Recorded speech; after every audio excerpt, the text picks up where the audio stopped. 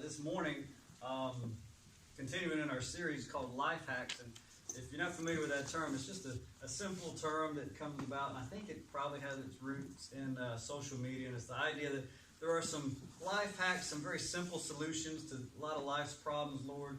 And you just put them in there, and you just kind of, fix the problem. And one of them is like that I came across. Any fishermen in here? Anybody like to fish? Okay, about half. One of them I found has to do with chicken livers. You know, chicken livers are very good for fishing, but they come off the hook pretty easily. And so what you can do is take one of these little finger gauze things that you slide on for like a bandage kind of thing, and you can put the chicken liver in there, tie that up, and then put it on the hook. And that works really well. Keep them on there. And the fish still like it, and it works really well. I saw some things on YouTube about it. Worked really well. I was surprised. Some other things like Miss Eileen shared the other week about her fast food trick and everything that can do for you. There was one I saw about making your own dog bed. You take an old sweater and you take the arms of it and you sew it together and you stuff it. And it ends up being like a dog bed. That was pretty quick and easy. But these little life hacks are things that we can do, to solve problems. And we kind of extrapolate that and say, well, if we look at God's Word, He has a lot of problem-solving things that we need to pay attention to. We talked about last week, and it was very pertinent, is that, with the stress that comes about, and for some of us worry and some of us anxiety about elections and who's this and who's that and who's going to get the vote and who's not, we can tend to just be very anxious about all that and stressed out. But when we looked at God's Word, He reminds us who's really in control. He reminds us that He is king above everything. He created this world. He created this whole universe. There's nothing going on that's out of His control. There's nothing surprising. There's nothing that goes on that's going to catch Him by surprise and throw Him off. And so we can take rest and comfort in that, whether your person got elected to whatever office or didn't. And so that was His reassurance from His Word last week. This week, I want to start with a question. And the question is, when we're making wise decisions, all right, you got the information, you know the facts, you know the circumstances, you're familiar with it, and you're making a wise decision, you know the decision to make, but you don't. So the question I had is this: what keeps us from making wise decisions? What keeps us from making wise decisions? We know the facts, we know what's going on, we know the right choice, but what keeps us from making the wise decision? What persuades us? What turns us? What redirects us? What keeps us from making wise choices? Why do we mess it up? What do we do? What do you think? What keeps us from making wise decisions? Even when we know the right thing to do. What interferes? What comes to mind? We start second-guessing ourselves. Second-guessing ourselves? Okay. What'd you say? Mine. No, you can't name names.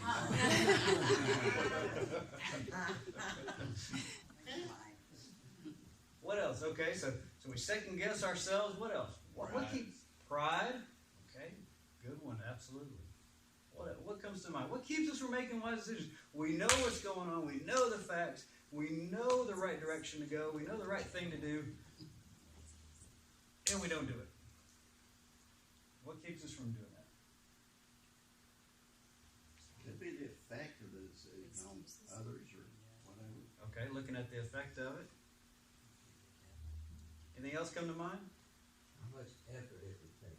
How much effort it would take? Okay. Any excuse. We can just find any excuse. Yeah, that's a very honest one. I think we got that one going on. Sure. Anything else come to mind?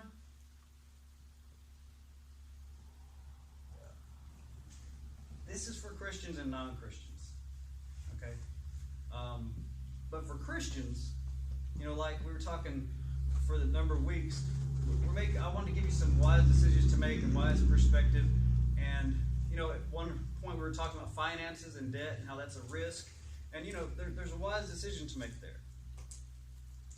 there's a wise decision to make there and to, you know, have the right perspective. We talked about having a humble attitude and looking into God's Word for direction. There's wisdom for that. We talked about, the election, like I mentioned, and having a certain bit of peace about that and calming down in the midst of all this that was going on.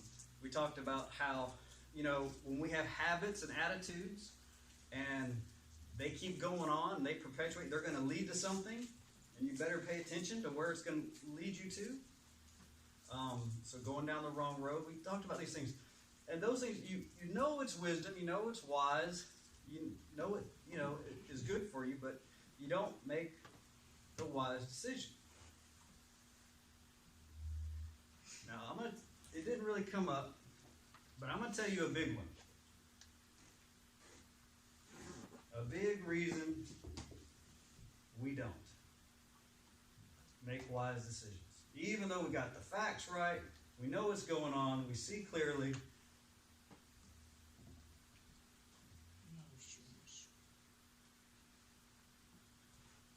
This is a big reason why, despite the facts, despite that we know what to do, despite we have good advice, is that this gets involved. And when this gets involved, whoa, buddy. When this gets involved, all bets are off. Because that will persuade us. That changes our direction. We know the facts. You probably had a conversation with somebody once in a while, and it came up, and you could tell them what to do, but you could see that their emotions was getting in the way of doing the right thing. You could see that their emotions was steering them. Now, if they were just looking at it, objectively and just, like on a piece of paper, it makes sense. They could pick the wise decision. But once those emotions get stirred, well, the ears kind of clog up, don't they? They ain't listening anymore. And if you've been in that seat, you ain't listening anymore. Because your emotions have gotten involved and you don't want to hear anymore. And so this is one of the big things that we, Christians and non-Christians, that we deal with when making wise decisions. Is our emotions get involved. And when that happens, we turn away. And so that is our focus this morning.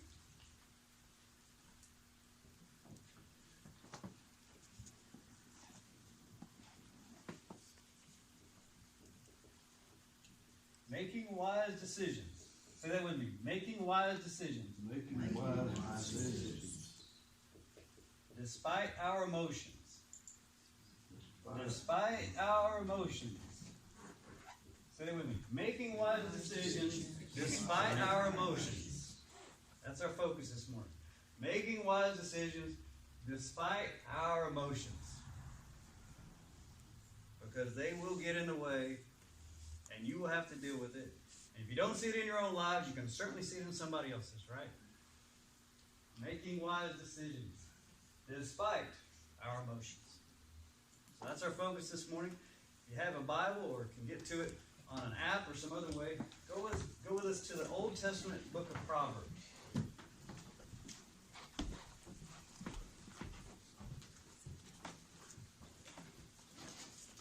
The Old Testament book of Proverbs.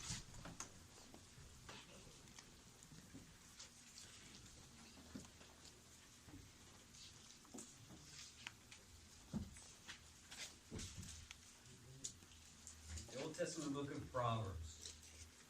Remember, Proverbs is called the book of wisdom, and the purpose behind it was to make you wise.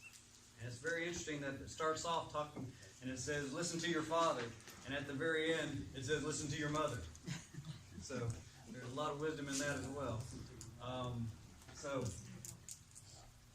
the book of Proverbs, and we said that to make you wise.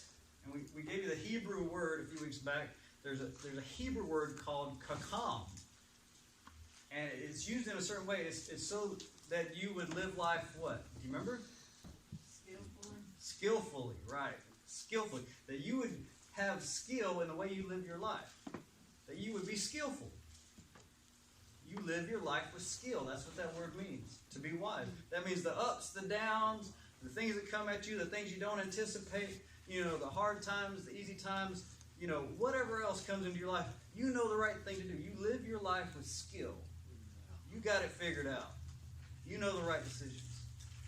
And so that's what we're looking at this morning, that Hebrew word kakam. And when you get to the book of Proverbs, keep turning till you get to chapter 19. So Proverbs chapter 19.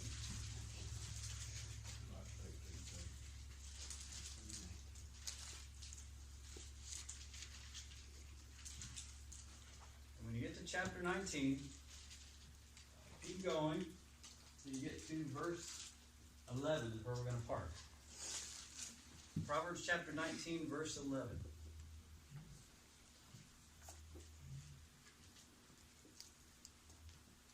And it reads, "A man's discretion makes him slow to anger." Sometimes discretion is translated wisdom. They're just really trying to get the point there.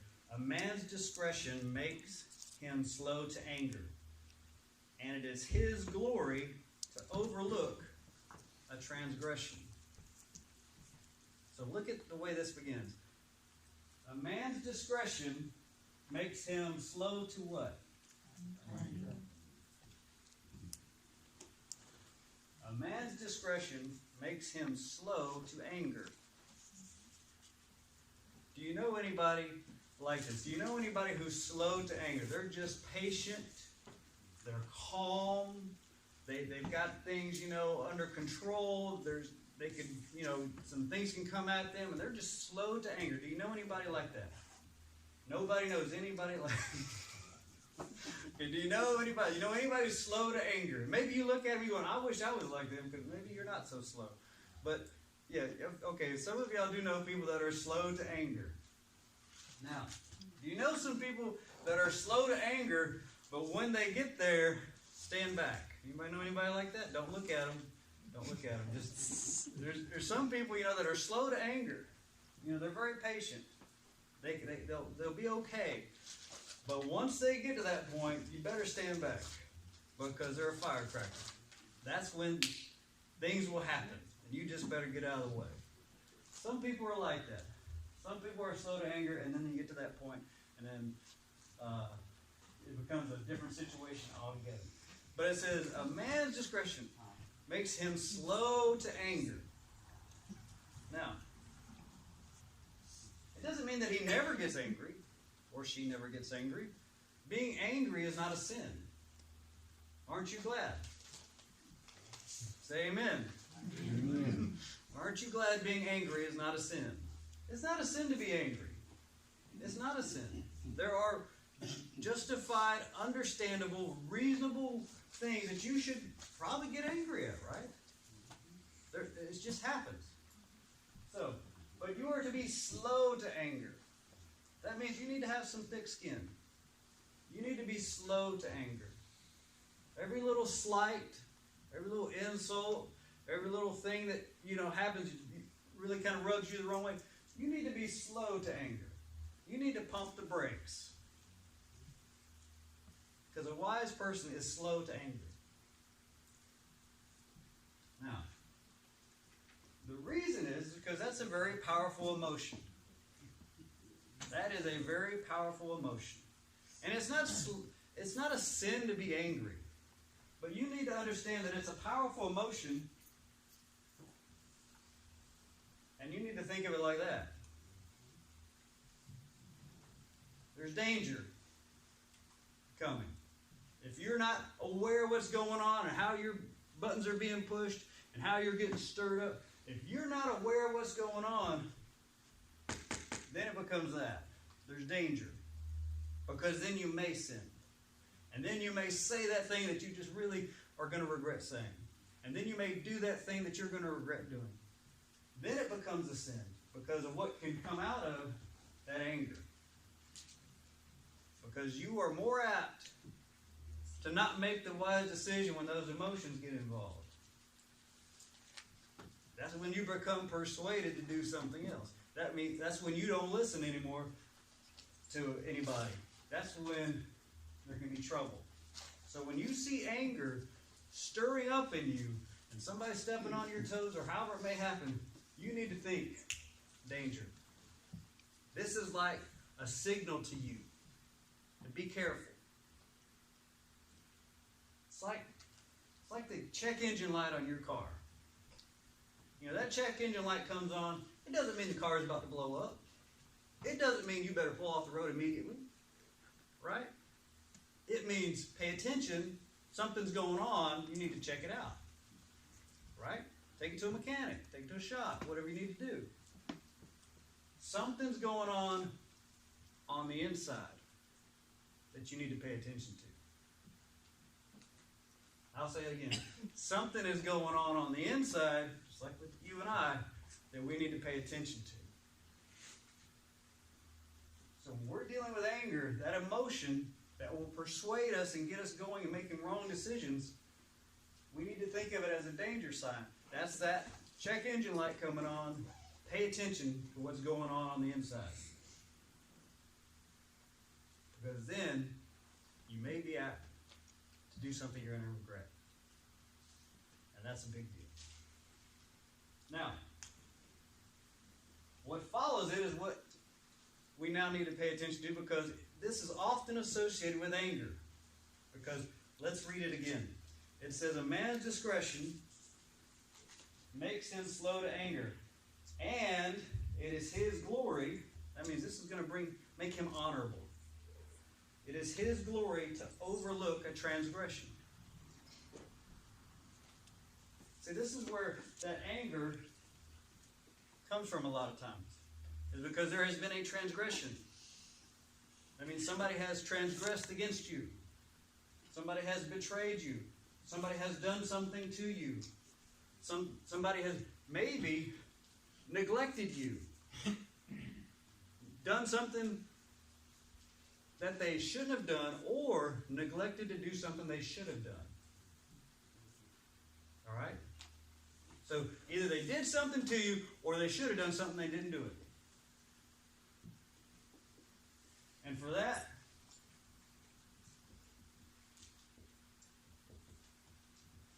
you need to overlook the transgression. They need to be forgiven.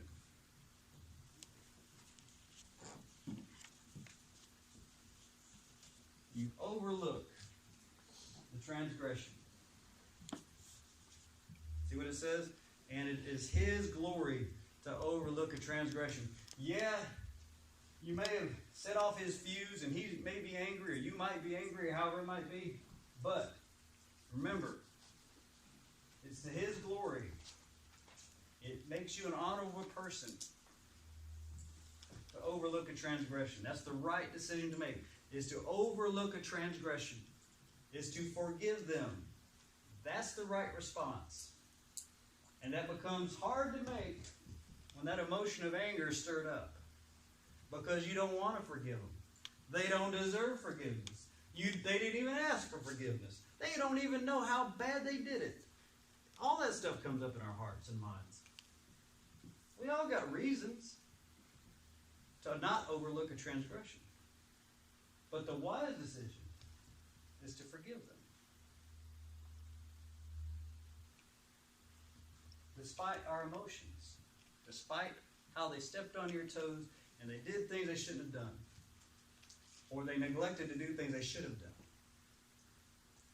And sometimes we forget that that's so much a big part of it, is that neglected part. Sometimes it's not what people do to us, it's the fact they didn't do what they should have done in our minds. And that's a transgression too. And we need to forgive them and overlook it. Now that's easy to do with the small stuff. You know, somebody takes your parking place at Walmart, something easy, something little small. That's easy to do. But when it's enough to get you stirred up and angry, well, then it's not so easy. And it's not so easy. And you know that, and I know that. It's easier said than done. But this is what we're called to do. And here's the message specifically to Christians, is that we only only are able to do that when we remember what Paul told the church at Ephesus.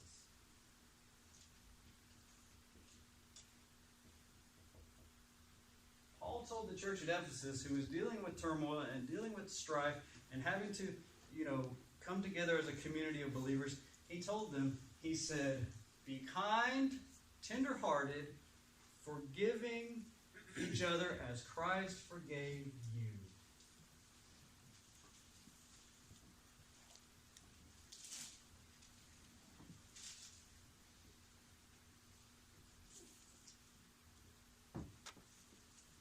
Say this with me. You overlook an offense. You overlook an offense By looking to Christ. Let's say it all together. You overlook an offense by looking to Christ. You overlook it, that word picture. You're looking over the offense. That offense is staring at you. Or she's staring at you, or he's staring at you. Or whoever, offended you in this way. That transgression. You look over it to Christ. That's the only way. You've tried other things, haven't you? When you had your toes stepped on, when you've been made angry by somebody and something like that's going on, you tried staring at it, haven't you? Well, they never should have, and she never should have, and he didn't, but he should have, and she didn't, but she should have. You tried staring at the problem, haven't you? Didn't work. Just looks bigger. You overlook an offense by looking to Christ.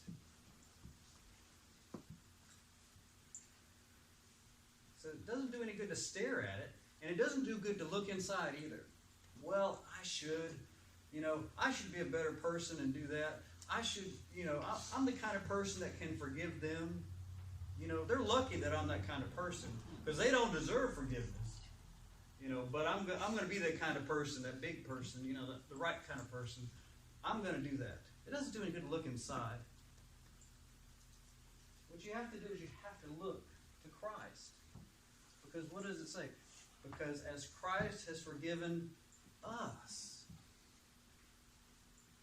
You've been forgiven, Christians, brothers and sisters, you've been forgiven a lifetime of offenses. A lifetime. Not that one moment that you're having that problem with that other person. Or maybe it's been years. I don't know. But you've been forgiven a lifetime of offenses against God. You haven't put Him first in your life every day of your life, have you? You've not been sinless. And He has forgiven a lifetime of offenses. He's forgiven everything you've done in the past. And He's forgiven everything you're doing now. And He's forgiven everything that may come in the future. And He put it on Himself on a cross.